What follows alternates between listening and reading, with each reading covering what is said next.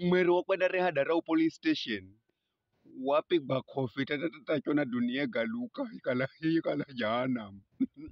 Mwero wareherwa baruoti ya tumbo mwanafunzi dona wasiwasi wane hangwale mbwe muganga chambo we tokenda polisi kuendwa rorosi ni mutu so ndo ende polisi na kiramuko police station undafika kuko auzwe. Kijana, wewe ndio umemjaza mimba huyu msichana? Mwero darau, afande mi tumbo si yangu, itafuteni mtu mjine. Afande mi tumbo si yangu, sijui hiyo tumbo mimi. Kijana unasema nini? Mi nimesema hivyo. Polisi akiandika maneno ugebaratu.